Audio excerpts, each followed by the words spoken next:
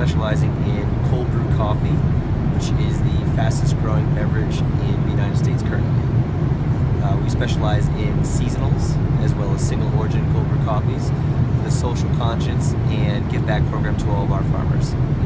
Okay, Olin, can you tell me what you say it's the fastest growing beverage? True. Could you explain for those who've never heard of it? Sure. A little bit more about it. Sure, so cold brew coffee is actually a different brewing style of coffee, whereas traditionally iced coffee is created by adding hot coffee pre-brewed to ice to cool it down, leaving you with a more watery and less caffeinated beverage. Cold brew is actually brewed for 24 hours in cold water, never touches hot water, and gives you a 70% less acidic beverage that's also 1.5 times more caffeinated. It also has the added benefit of being a lot more flavorful, which is able to be added to other natural flavors as well as extracting the natural flavor of the coffee itself.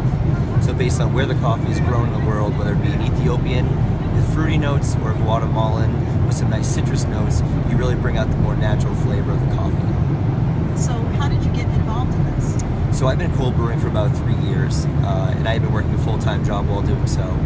I started bringing the cold brew into my full-time job.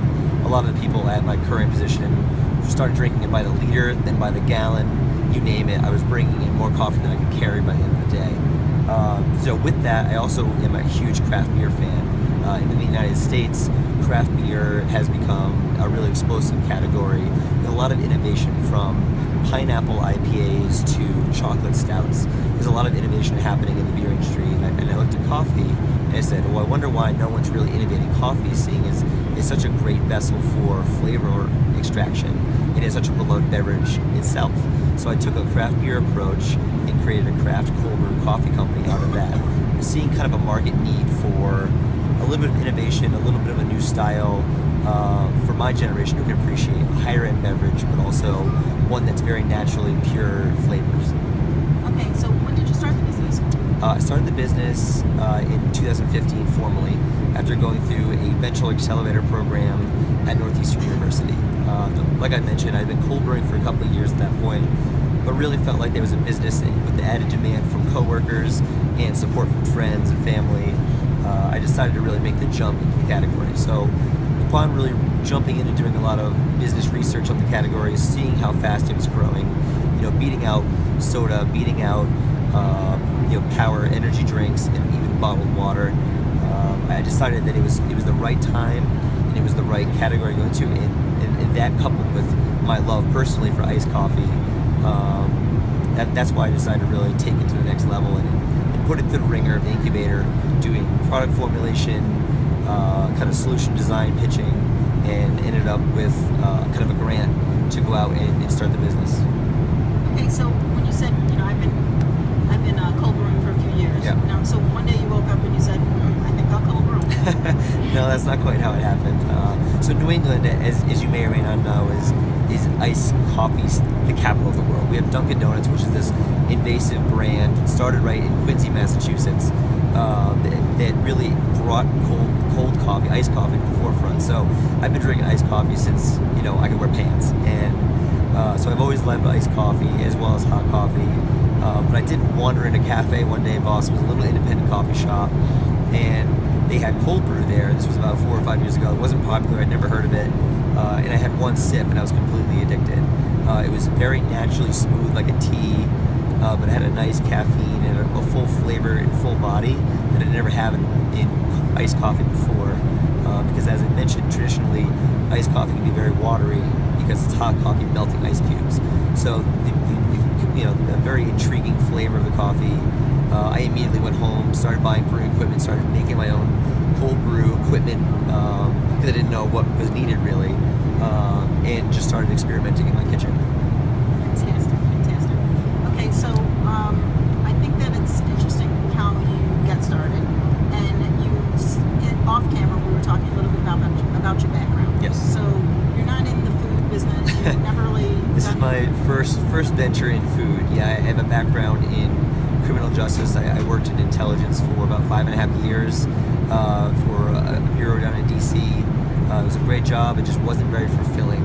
I found myself leaving every day kind of stifled by the organizational structure of the government, and even within it, there was some chances to kind of innovate what we were doing, but a lot of them were met with red tape and kind of resistance. And I've always been very entrepreneurially driven. I've had about 6 ideas that I've just almost gone to launch and just felt like they weren't quite, the market wasn't ready for them, or it was not scalable. So when I found this opportunity, and it was a beverage that I already loved, and I looked at the market and there was a exploding demand for this type of product, I knew it was the right thing to get into. Okay, and so why the social element? Why are you integrating that? Yeah, so I feel like coffee for a long time had, coffee's gone through many iterations throughout its history. It was a kind of an effect of colonialism for a long time, where coffee was physically removed from the countries of British, French, German colonies. So it was very exploitive in the beginning, and a lot of coffee plants were actually planted during that time. So it then kind of transgressed into, okay, we want a premium coffee product. It's called the second wave. It came to espresso and kind of sourcing coffee from different countries.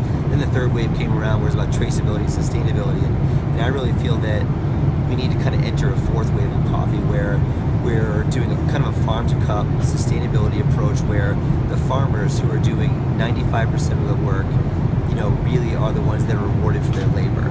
And fair trade, I don't feel like is enough. Direct trade is a lot better approach, where we can actually physically have a relationship with the farmer. We know how the coffee is grown. We know that the farmer himself and his family are having a sustainable living.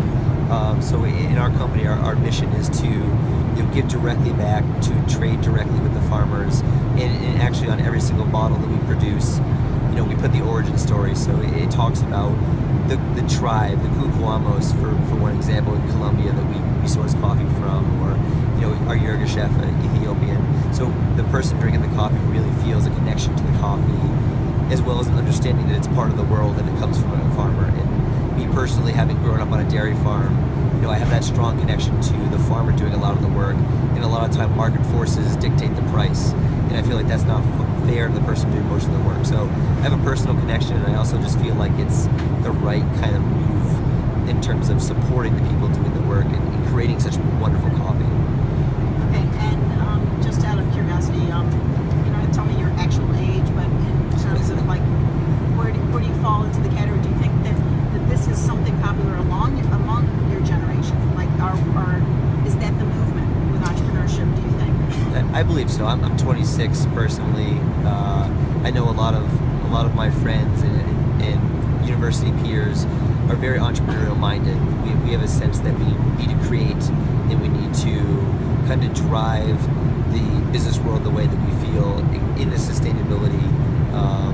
But I feel like there's a much bigger emergence of this kind of trend and culture, and I think it's kind of trickled down a lot of times from what we've grown up with. We see companies having an outreach program. We see smaller companies that have a social reach, and we think that why not blend those two things? Why not have this kind of mixing between business, where we can put out a product that we love and we know the market would like and economically prosper, but also share that wealth across with, again, for me, the growers on the other part of the world, and have a more global reach. Okay, fantastic. We're going to transition, and can you now tell me, what would your definition of entrepreneurship be? And if you start with paraphrasing what I just said. Sure. I think entrepreneurship really comes down to creation, and it's a lot of an embodiment of yourself, but also what you see out in the world, and kind of filling, what you feel needs to be filled. Whether you're following your passion, or you see, a market need that's out there that needs filled. For me, I'm lucky enough to have to do both. I have a real strong passion for coffee, and I also feel like I'm able to have a great outreach and connect with people through coffee. So I think entrepreneurship is being able to express yourself, and also fill a void in yourself in terms of what your passion is. Okay, great. And how about the best thing about being an entrepreneur for you? What is that? I love the freedom to create. My favorite part of my job is being able to create our new flavors, to source our new beans, to learn the stories behind them. It's really about feeling confident and happy about the product that I'm putting out, and being able to receive feedback on that product, and really my product for me is an extension of myself. So it's about having the ability to create something that is very much an expression of myself. Okay, and the challenge. Right now, we're a pretty new startup, so we're facing a lot of hurdles in terms of hiring and staffing and getting the right culture to the company. Because I feel like culture in coffee and building this kind of sustainable brand is everything, and having people that understand exactly the role and the roles you're trying to play is key.